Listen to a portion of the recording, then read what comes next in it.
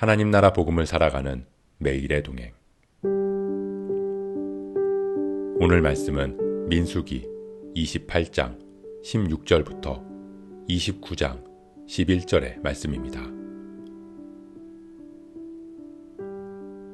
첫째 달 14째 날은 여호와를 위하여 지킬 유월절이며 또 그 달 15째 날부터는 명절이니 이래 동안 무교병을 먹을 것이며 그 첫날에는 성회로 모일 것이요 아무 일도 하지 말 것이며 수송아지 2마리와 순양 1마리와 1년 된 순양 7마리를 다 흠없는 것으로 여호와께 화제를 드려 번제가 되게 할 것이며 그 소제로는 고운 가루에 기름을 섞어서 쓰되 수송아지 1마리에는 10분의 3이요 순양 1마리에는 10분의 2를 드리고 어린 양 7에는 어린 양 1마리마다 10분의 1을 드릴 것이며 또 너희를 속죄하기 위하여 순염소 1마리로 속죄제를 드리되 아침의 번제 곧 상번제 외에 그것들을 드릴 것이니라. 너희는 이 순서대로 이래 동안 매일 여호와께 향기로운 화제의 음식을 드리되 상번제와 그 전제 외에 드릴 것이며 7째 날에는 성회로 모일 것이요 아무 일도 하지 말 것이니라. 77절 처음 익은 열매를 드리는 날에 너희가 여호와께 새 소제를 드릴 때에도 성회로 모일 것이요 아무 일도 하지 말 것이며 수송아지 2마리와 순양 1마리와 1년 된 순양 7마리로 여호와께 향기로운 번제를 드릴 것이며 그 소제로는 고운 가루에 기름을 섞어서 쓰되 수송아지 1마리마다 10분의 3이요 순양 1마리에는 10분의 2요 어린 양 7마리에는 어린 양 1마리마다 10분의 1을 드릴 것이며 또 너희를 속죄하기 위하여 순염소 1마리를 드리되 너희는 다 흠없는 것으로 상번제와 그 소제와 전제 외에 그것들을 드릴 것이니라.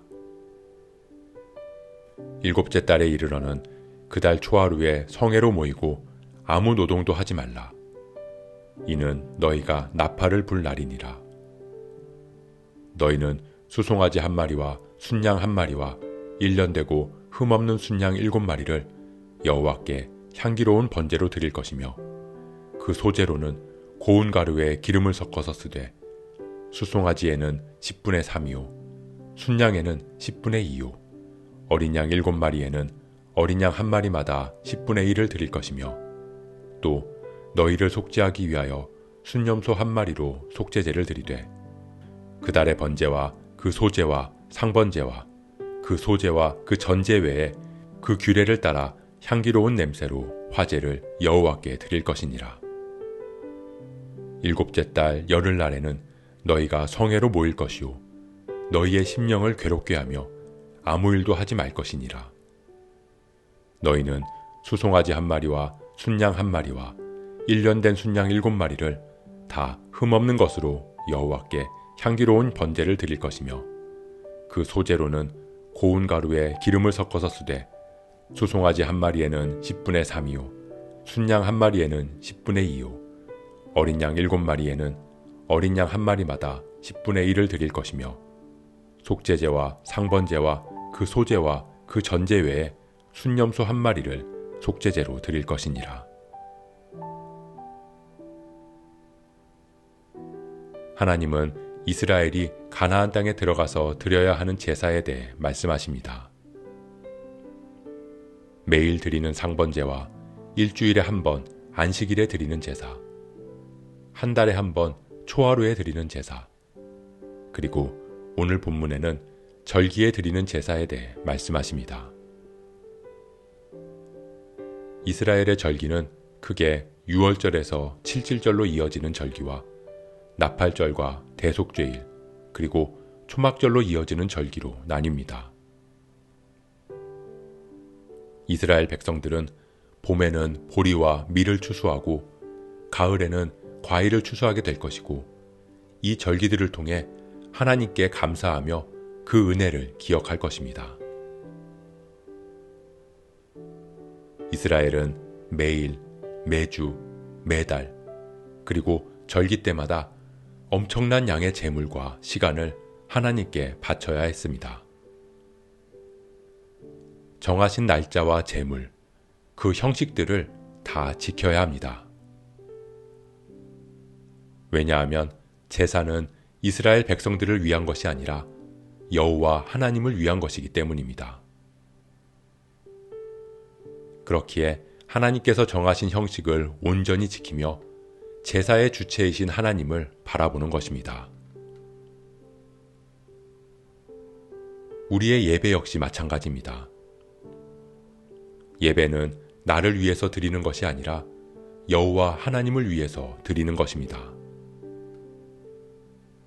예배는 내가 은혜를 누리고 내가 복을 받기 위함이 아니라 하나님을 위한, 하나님을 높이는 것입니다.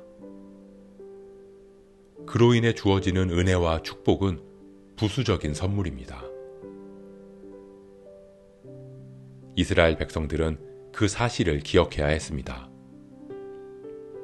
여호와를 위하여. 그들은 애굽에서 구원하시고 약속의 땅 가나안으로 이끄셔서 그곳에서 누리게 될 축복, 그 모든 것이 하나님께로부터 왔음을 기억할 때 그들은 감사함으로 제사를 드리고 절기를 지킬 수 있습니다.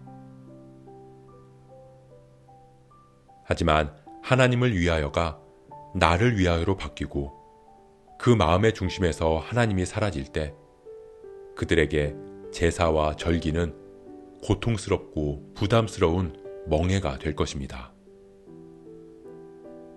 과도한 제사를 드려야 하는 가나안 땅이 약속의 땅으로 느껴지지 않을 것입니다.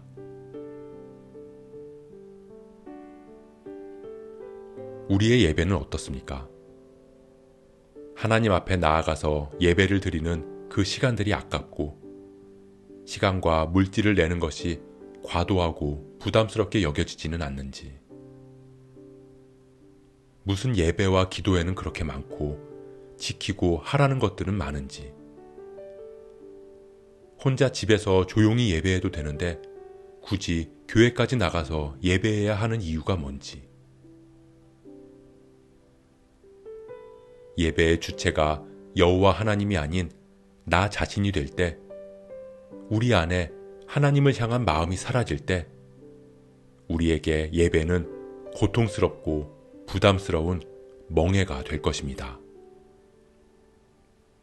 해야 할 것도 많고 하지 말아야 할 것도 많아서 예수 믿지 않는 게 오히려 더 낫다고 말할지도 모릅니다.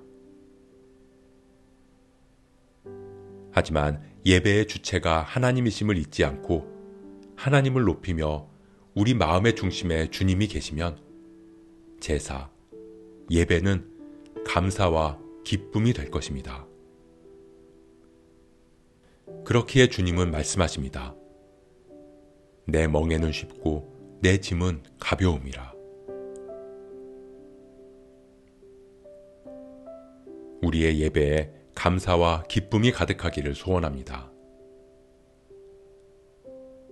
내가 만족하기 위해서, 내가 은혜 받기 위해서, 내가 무언가를 얻고 누리기 위해서 드리는 예배가 아니라 예배를 통해 내 만족은 없어도 은혜를 누리지 못할 때라도 예배는 여호와 하나님을 위한 것임을 기억하고 감사함으로 하나님을 높이는 예배자 되길 주님의 이름으로 축복합니다.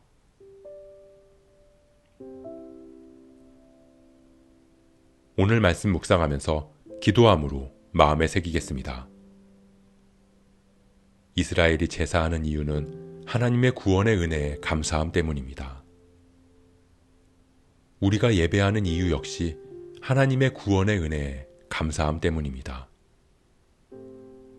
우리 안에 예배의 주체가 내가 아닌 하나님임을 잊지 않게 하시고 하나님을 위하여 하나님 정하신 절기로 모여 제사했던 이스라엘 백성들처럼 우리의 예배가 하나님을 위하여 하나님을 높이는 예배가 되게 하옵소서.